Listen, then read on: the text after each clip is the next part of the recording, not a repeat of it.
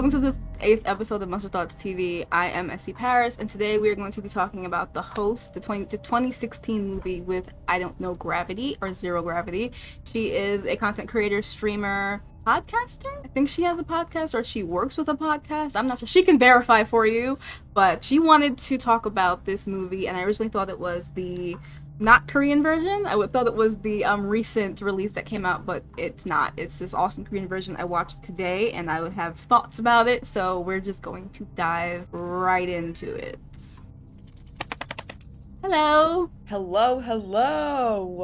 Thank you so much for having me. No problem. How are you today? I'm good. Max. I'm really Oh good my about god. you. Oh Alright. my gosh, Max. My cat is being a cat.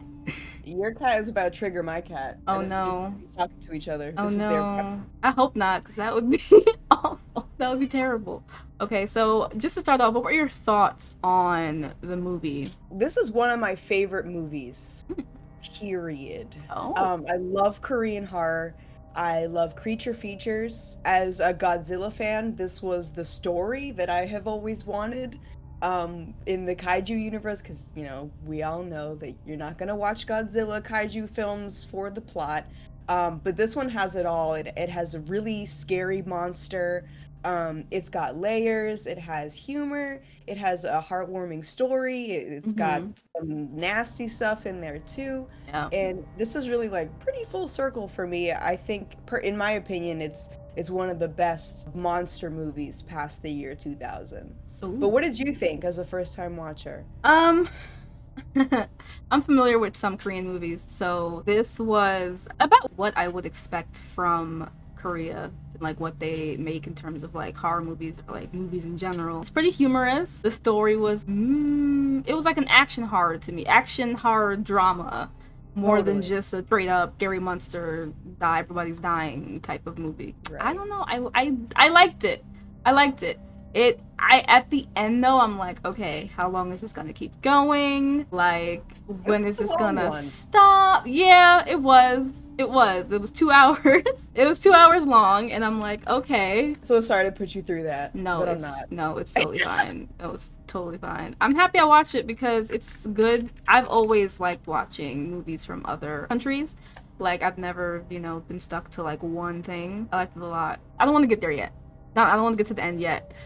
I want to like kind of talk through it, if that makes sense. Okay. Yeah, totally. So the beginning sets up like the whole conflict. So we have an American, he's like a military. American military, I think he's like a pathologist or something like that. But yeah, American military occupying Korea at the time. And he's got this nasty ass, very American attitude that you can only find from an American white man. Yeah. With power, which is really disappointing because he's played by Herschel from The Walking Dead. May he rest in peace. Yeah. Oh God, I forgot. Yeah. Wow. Yeah. You want him to be the voice of reason because he's like, it's like wholesome character. Yeah. And then he's just an asshole, man. And so he's talking to his assistant, and he has an issue because these bottles of chemicals in the movie, it's formaldehyde, they're covered in dust, and he absolutely can't have that, so he orders his Korean assistant to dump the bottles of formaldehyde down the drain, which lead directly into the Han River. And I fucking love this because it really takes the what if situation to like the 1000th degree. This, I mean, obviously this wasn't actually going to happen, but this was an issue. There was a huge lawsuit. This actually happened in 2000. I don't think it was formaldehyde, but American military services were dumping chemicals into the Han River. That was true. Yeah, and I believe it was a bit of an over-exaggeration, but still, it's not a nice thing to do, especially stationed in a country that's not yours, and you're giving these orders that make people uncomfortable. And so the director, who is also the director, he directed Parasite and a bunch of others, bong-joon, he just took this scenario and just like totally made it like as fucked up as possible. Like, what if the worst case scenario came out of this? A mutant fish. Yeah, a mutant fish, frog, whatever thing were to emerge from it. And I probably should have paused and rewound, but there's a man who is contemplating suicide in the beginning of the movie, and I believe that is the assistant. Oh, it is? Oh, I think so. I didn't catch that. I didn't the first time either, but I've seen this movie so many times. I got a physical copy, but he knows that he shouldn't have complied with his boss's orders to dump this freaking formaldehyde into the Han River. So now we have this big ass mysterious monster. We haven't seen it yet, and we get so many of these shots in the movie where you just see the water and it's like, am I supposed to be seeing something? Like, you know, it's that black water is super mysterious, and I have like paused this movie multiple times when you look into, and I never think there's anything actually there, but it's just to add that suspense, because there's not, I mean, there's a bunch of scenes with the monster in this film, but not too many. So they really play with you like that, and at the end of the day, it's really not about the monster, which is interesting, but you know, the monster is the thing that drives the story. So there's this mysterious thing in the water. Nobody really knows about it yet until we meet our main characters, the Park family, and they run a snack stand like at the local park by the Han River. All of a sudden, a bunch of people start gathering towards the side of the water, and they see this like kind of cocoon thing. It's like like a cocoon thing, and it's hanging underneath the bridge that goes over the Han River. And everyone's like, what the fuck is that? And it looks gross. It's like a cocoon, but it's also reptilian, and it's weird. And so everyone was like, man, and then it like slowly drops into the water in like a very beautiful fashion. This is the first time you get to see the monster from afar. And I also want to say that for the year that this movie came out, we have some pretty decent CGI. That shot when the main character sees it and we don't, but he's looking past the camera at it. I love the way that they introduced the monster like coming onto land, and that whole like he's running alongside the monster as it's like ripping up people and like just run like that. The cinematography in this movie was just really amazing. Like, it was really good. Like, they did a lot of shots like really fantastic, and I was like, oh, this is gonna be fun. The woman sitting on the ground with headphones, and she doesn't know what's going on, and she just right when she turns around, the freaking monster's tentacle just like slaps her on the face and like drags her. I was like, oh my god, what a way to like to set it off. Knocked into your senses. She's not gonna have any more senses after this. Yeah, no way. But that whole scene is utterly ridiculous. This monster kind of looks like, I would say, a mix between whatever the hell you call those things on Kong Skull Island, those bipedal reptilian things, and some sort of koi fish or frog lizard thing. Something. And this monster design is pretty scary. I specifically love its mouth, because you're never really sure like when the eyes end, when the mouth starts. It's all just kind of one big mass of flaps and skin, and you see it later. You see it better later. Oh yeah, you get all up in there. But I just want to talk about the white people in this movie, the Americans, because I like here I like to analyze. So every time I caught an American who was just white, because there's no other Americans apparently, I'm like, okay, is this how they see us? Jesus Christ. The army dude, I guess the army guy stationed there when he was trying to help. Yeah. He was trying to help Gong-do fight the monster, and he was just like this bravado blonde white dude who's like, no, I'm gonna like fight it, and I'm like, bro, like, no, like, run away, like, and then he got killed later on or whatever. But I just noticed that like all the white people in this movie were either like stupidly heroic and like caricatures of like the action hero, I guess, but they're not the main part of the story. I like that the director chose to focus on like a plain family and not like anybody who has military training or anybody who has action training or whatever. And that was cool, because I was thinking while I was watching that scene, I'm like, this guy could, if this was made in America, that guy would be the main character, and the Korean dude would be like the side character who dies eventually. And I found it so refreshing, so freaking refreshing, that the white dude died. I was like, not yes, but yes. Not like, yes. Yes.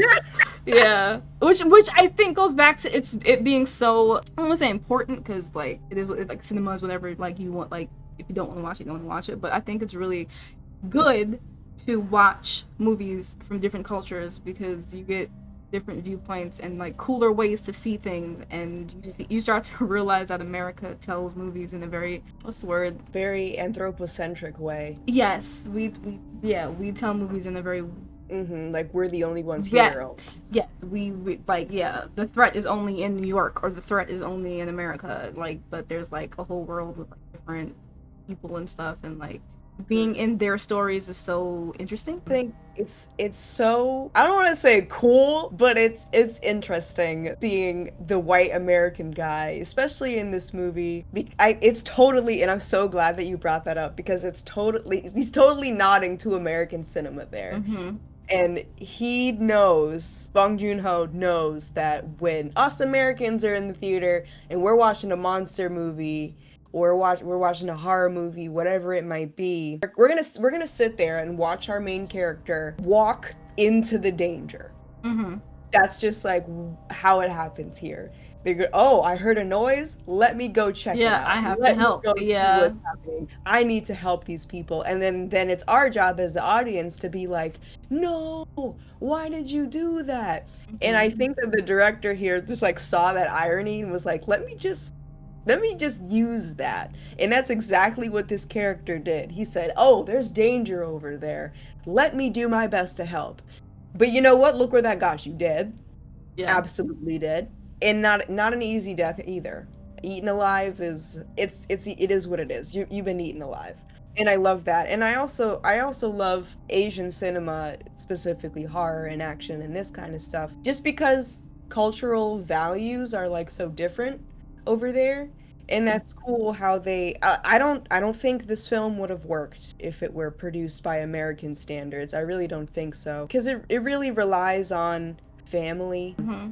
and the family dynamic, and if we get family oriented stories, like off the top of my head I'm thinking of like 2012, it's not brought with that honor that it is in Asian cinema, and it's less predictable for us because we're like used to watching like low-key the same shit a lot of the time. Yep. Mm-hmm. And it's interesting, and it I feel like it broadens your perspective a significant amount, especially when it's like fantasy shit. Like obviously Yeah. we're not. Wait, hey, I mean, I don't know what kind of timeline we're living in now, but hopefully we won't see any like mutated monsters or anything. But Yeah. it adds a little bit of perspective of how different types of people would react, and what kind of stories that other cultures value as a good story, or a Mm-hmm. complete story. And sidetrack for a tiny second, but Train to Busan, the American remake, I'm gonna watch it because I'm very curious, but there's really heavy Asian values in that movie, Yeah, and there it's is. really I want to know how they're gonna do that. I think they're gonna do the action and the zombie stuff and not really focus on the wild, like you said, family oriented story that's in there. They're not gonna. Yeah, I agree. I think that might just be missing in it. Whatever. I'm gonna watch it because I'm curious and I want to pick it apart. The American guy. Oh, of course, and he's blonde hair and blue eyes. Mm-hmm. Mm-hmm. So fucking But classic. also the white dude for the end when he goes to Gangdu and his eyes, I was like, is that like a joke on like Americans right now, or like Yeah, what is, are we just like like, I don't know, it was like, I thought that was interesting that they did that. I'm like, okay, it okay. is. This movie says a lot more than it literally does about Mm-hmm. how Koreans view America, Mm. especially with like the military occupation there. Yep. Yeah. And it's a really weird relationship. It is Mm-hmm. so weird and uncomfortable, and it's not even necessarily bad, but it's just, you have this big entity that's America, and we're supposed to be the leaders of the world or whatever, all that dumb shit. And Mm-hmm. so when we're in the presence of another country, it's kind of like, okay, I'm gonna stand behind you, and even though I might not agree, all right, here I am, let's do it, just like the assistant was in the beginning. Yeah. But ultimately that's what happens. And I think that was, somebody's blowing me up right now. I think ultimately that's kind of the feel that we get throughout the movie, just the military presence, how they deal with this monster running around, how they try to cover it up in a non-ethical way, Mm-hmm. and you know, the Korean government, the military, that they just kind of roll with it, even Yep. though a lot of them will understand that that's not the right thing to do, it's not the correct thing to do. But what else are you gonna do when this big global giant is Mm-hmm. looking at you like And the terrified? USA gave them the name, the biological weapon they were going to use against the monster, yellow, what was it, yellow fever or something Agent like that? Yellow. Agent Yellow, yeah. Yeah, which is like a And I was direct, like, dude, I was like, really? it Okay. was a direct call Yes. out. Yeah. That white doctor who had the Korean translator behind him saying, like, oh, you know, like, where's your daughter and stuff? And then they're like, he's crazy. Yes, he's like suffering from dementia. He's in shock, even though his daughter, like, really existed.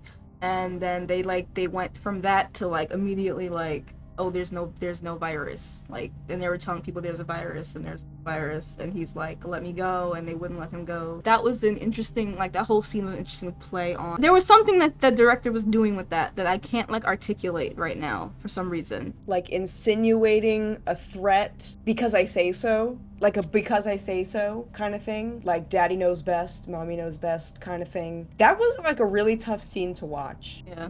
Just because that's like later on, and you know this girl is alive, you know exactly what happened. Gangdu also isn't the most like in shape guy. Yeah. He could have been just got some guy from off the street. By the looks of him, he looks Mm-hmm. crazy. And Mm-hmm. so it's easy to just be like, ah, this guy don't know what he's talking about. Oh, virus? Oh, listen to this guy. Nah, this yes, this no kind of thing. And it was very frustrating. That was the most frustrating part of the movie for sure. Not even because of their situation, but just because of the situation of the whole country. Everybody's freaking out about this virus that doesn't exist. It's really just a plot for you to be quiet.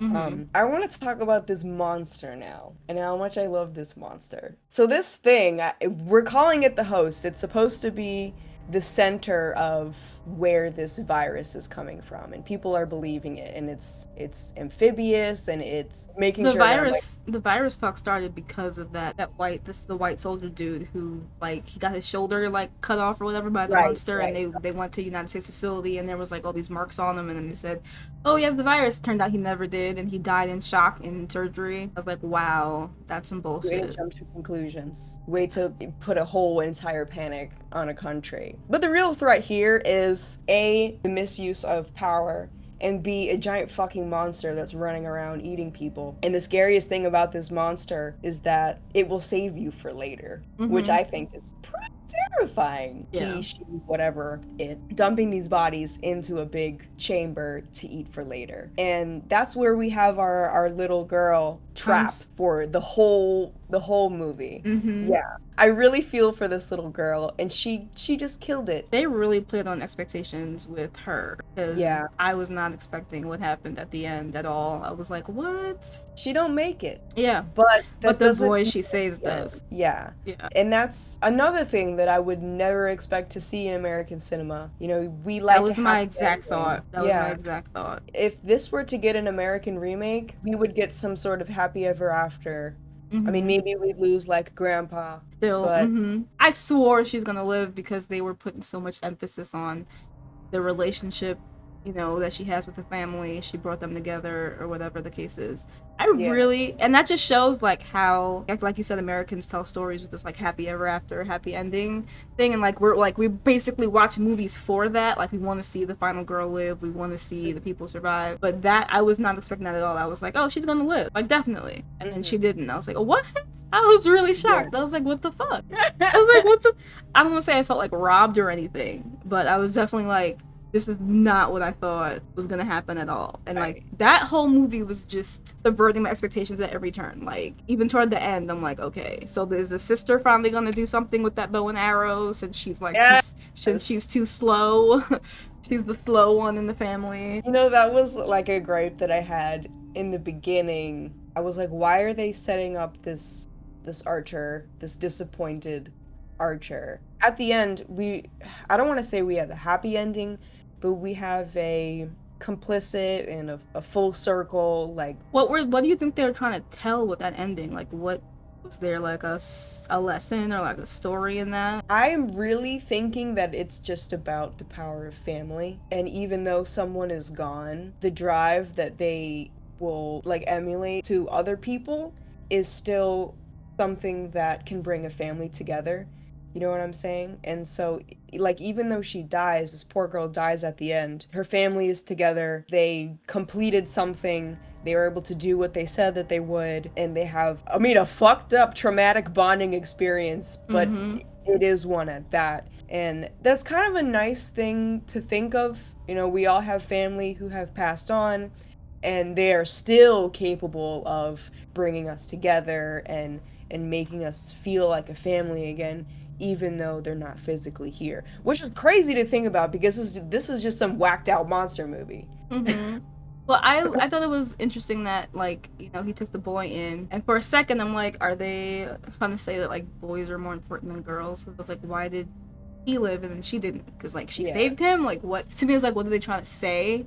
And Hmm. then we don't know what happened to the brother and the sister. Like it just ends with him with his cut hair. He doesn't have the blonde in his hair anymore. I guess he's assimilated into the community. I guess because he looks like a Yeah. regular Korean man now, and he Hmm. has the boy. And I'm just like, so are you grieving your daughter? Like what? Like Hmm. it was too long of a movie to not have that epilogue where every all these characters we just saw, like where are they now? Like what? Why is it just focused on you and this boy that we met the boy like toward the end of the movie, so we weren't as close to him as we were to you and your story and the girl. So that's why I Hmm. was like, kind of weird. That part is just Hmm. kind of strange. I didn't Yeah, get if it. anything, I think it kind of maybe like takes away that kind of family That's thing. what I felt. I was like, I don't understand what this whole part is for. And the killing the monster part was a bit too long for me, but personal It did. It preference. was. It That was. dragged. It dragged. I was like, come It was a on. long scene. It was a long Like freaking scene. everybody has to get off their hit or something. Like, can this thing just die Ha! already? They all Like, want a piece. They all want yeah. a piece. I was like, come on, this is ridiculous. But no, yeah, the movie was interesting. It was definitely funnier and more action oriented than I thought it was gonna be. So, like, on a scale, like, out of 5 stars, what do you give it? Four, 4? That's pretty good. four. That's really good, actually. Yeah, Yeah. that's really good. I The think I would give monster it. itself gets like a 2. Really? You didn't mess with the monster? Why not? Because if you're gonna have a monster movie, to me, it's like this monster's just the vehicle for something else, some other story you're trying to tell. So it Hmm. sometimes felt like I was watching two different movies that were like That's fair. smushed together, and I'm like, okay, yeah, you're trying to get this girl from this monster, but this monster could have been anything. Like she could have just ran away. She could have got kidnapped. The monster didn't have to be it didn't have to be in the Yeah. story. It could have been anything else to separate this girl from the family. I just don't know how Yeah, no, strong. I totally feel that. Yeah, I don't Because know you how have strong of the a monster it was. totally feel that.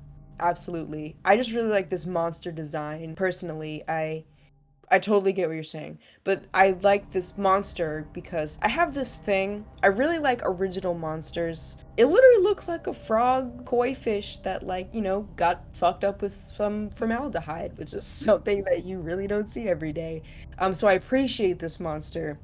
And actually, this movie did so well in Korea that I don't know if it's still there now, but in 2015 or 2016, next to the Han River, underneath the bridge that it's first seen on, they erected a statue of the host. Oh wow. Uh, yeah, and it's there because the country was so pleased how much of a blockbuster hit this film was. It did really, really well overseas here in America as well. So, money was pouring in and they were like, yeah.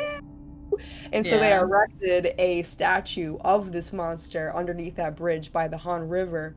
And boy, did it receive a shit ton of complaints. People were pissed. They They were, were. yeah, are you kidding me?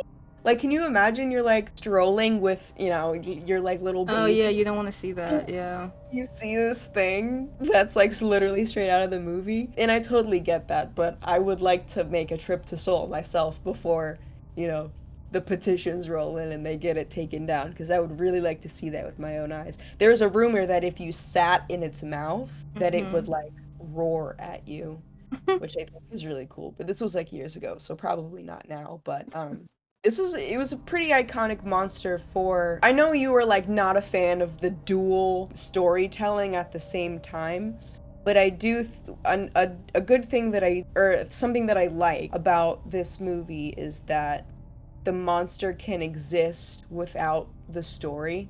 So what would your But rating be for the movie and the monster? the movie, I give it a 4 out of 5. There are some plot things that were like a little weird to me. I would have liked a little more gore, but I love the story. I love the humor that they put in there. I always love when they put humor in like really dark situations. Yeah, so I give the movie a 4 out of 5, and I give this monster a 5 out of 5. Or actually, no, I give it like a 4 and like 3/4, just because I would like to see it more in the film. Awesome. Let's turn it over to questions and comments. Would you want a full remake or another installment in a franchise manner? Absolutely not. No.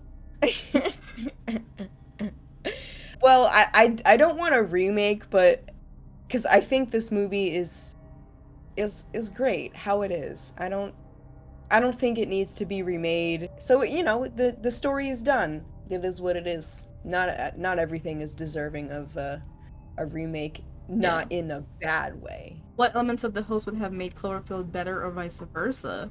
Oh, that's a great question. I think Cloverfield could have gone with a better monster design. I think they were really trying to go for like anonymity with the monster because it is a found footage film. So really the fear comes from the reactions of everyone else around the monster and the destruction that the monster causes, not the monster itself. Which is like really cool. I don't know if Cloverfield needs to be a better monster movie. I just don't think that the monster itself is as strong. But I will say, and I know, my friend, that you can relate to this as a New Yorker yourself. But there is a scene in Cloverfield where there's these little mini monsters that like come out of the big monster, and then our protagonists are in the subway. Yeah, and it has like the camera is like in the night cam mode and the things like crawling all over like that. Those are scary. Those were good little creepy monsters, but as far as like the mother, I mean, yeah, it's a huge entity, so of course it's going to be scary, but I don't think it's the monster itself that drives the story. It's everything else. The second one was really good. I heavily rock with the second one. The third one was just kind of a waste of my time. There was a second one? Yeah, there's 2 others. What the hell were those? There was 10 Cloverfield Lane. Oh yes, with I watched that Goodman. one. Watch that one. And then after that, it was a Netflix original, and it was called The Cloverfield Paradox. But do not waste your time with it. I think I saw. I don't remember. It must not have been good. It was a space movie, and it really had. Oh, that one. Oh, okay, yes. Yeah. So what I and see, you wouldn't even know what that they it's did. connected. What they did was just drop that monster in other stories, and they were trying to say that that was happening all over the world, I guess. Yeah. But I just.